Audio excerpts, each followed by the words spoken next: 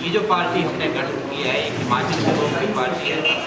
हिमाचल के लोगों से भी सुझाव आमंत्रित करते हैं। जो हमारा पार्टी का एक मैनिफेस्टो होगा वो तो होगा ही, लोग आम लोगों से हम लोक मोर्चा के बैनर तले प्रदेश के 68 चुनाव क्षेत्रों में चुनाव लड़ रहे हैं और कांगड़ा जिला में भी 15 जा रहे हैं।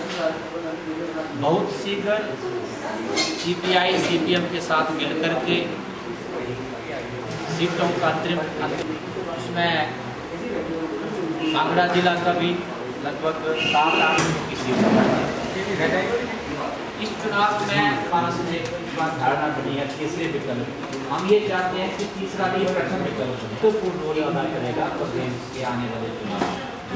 लगभग 1/4 के आसपास हिमाचल प्रदेश बना है, कांगड़ा के साथ निश्चित तौर से अन्याय होता रहा और इस अन्याय के कारण हिमाचल प्रदेश का जो भी लीडर बनता है, चाहे वो प्रेम कुमार धूमल हो, चाहे वीरभद्र सिंह हो, वो पंजाब में थे तो बाकी हिमाचल प्रदेश में कांगड़ा थोड़ा टूरिज्म और सेल के कारण शिमला बहुत आगे निकल गया। बिलासपुर पूना हालत यह है कि अगर टूरिज्म प्रमोट किया तो कुल्लू और मनाली शिमला में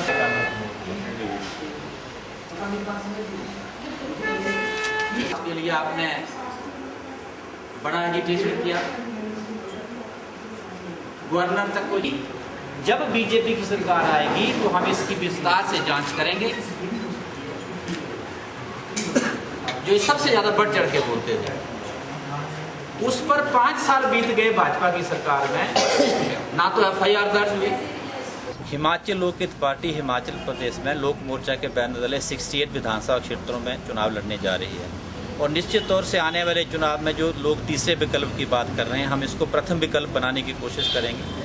कांगड़ा जिला की जहां तक बात है, हम 15 के 15 विधानसभा क्षेत्रों में अगला चुनाव लड़ने जा रहे हैं और कांगड़ा में मुख्य चुनावी मुद्दा ये होगा कि हिमाचल प्रदेश की जो कांग्रेस और बीजेपी है, इसने मिलकर के कांगड़ा के साथ अन्याय किया है और उस अन्याय का सबसे बड़ा उदाहरण है कि आज की डेट में कांगड़ा विधानसभा के 16 कांगड़ा जिला के 16 विधायक चुन करके हिमाचल प्रदेश में जाते हैं और अब जो 3 महीने बाद हिमाचल की नई विधानसभा गठित होगी उसमें 16 के बजाय 15 लोग जो हैं वो हिमाचल प्रदेश से चुन के जाएंगे और उसके कारण कांगड़ा जिला को हर साल आने वाले 50 वर्षों के लिए 100 वर्षों के लिए 50 करोड़ प्रति वर्ष के हिसाब से बजट में चपत लगेगी।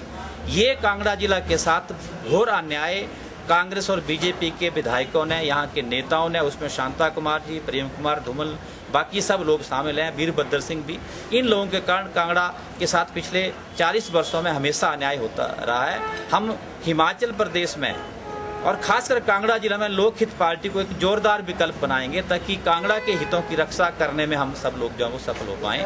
और मुख्य मुद्दा ये होगा कि दोनों पार्टियों की फिक्सिंग जो है भ्रष्टाचार पे मुद्दे पे दोनों पार्टियां एक दूसरे के साथ बोलती तो हैं, लेकिन जब सत्ता में आती हैं तो किसी के खिलाफ कोई जांच आज तक नहीं हुई। ना कांग्रेस के कार्यकाल में बीजेपी के नेताओं की हुई, ना ही बीजेपी के कार्यकाल में कांग्रेस के नेताओं की। सर, आपने अभी अपनी पार्टी छोड़ के हिलोपा ज्वाइन किया, उसके बारे में थोड़ा। निश्चित तौर से गौरव मंच हमने गठित किया था, हिलोपा से पहले गठित किया था और हमारा ये था कि हम इसको विकल्प बनाएंगे हिमाचल प्रदेश में, लेकिन क्योंकि एक बड़ा विकल्प हिलोपा हिमाचल प्रदेश में है और मेरा मुख्य मुद्दा तो यही है कि कांग्रेस और बीजेपी को हटा के प्रदेश में तीसरा विकल्प पैदा करना है और उसमें जो लोग हिलोपा में काम करें तो हमारे पुराने मित्र हैं, उनसे मिलकर के एक नए विकल्प की तलाश में मैंने हिमाचल गौरव मंच को हिलोपा में मर्ज किया है। सर, आप क्या मानते हैं कि ये कांग्रेस और बीजेपी आपस में फिक्सिंग करके ये चुनाव लड़ती है कि इस बार मैं दूसरी बार तू? डेफिनेटली ये तो प्रदेश की जनता बोल रही है, मैं तो बोल रहा हूँ प्रदेश की जनता बोल रही है। मैंने कहा ना कि एक नेता बता दो, एक दूसरे के ऊपर भ्रष्टाचार के आरोप लगाते हैं, वीरभद्र धूमल पे लगाता है, धूमल वीरभद्र पे लगाता है, शांताकुमार वीरभद्र पे लगाता है, वीरभद्र शांताकुमार पे लगाता है, लेकिन एक भी नेता के खिलाफ आजकल FIR दर्ज करके उसको सजा नहीं हुई।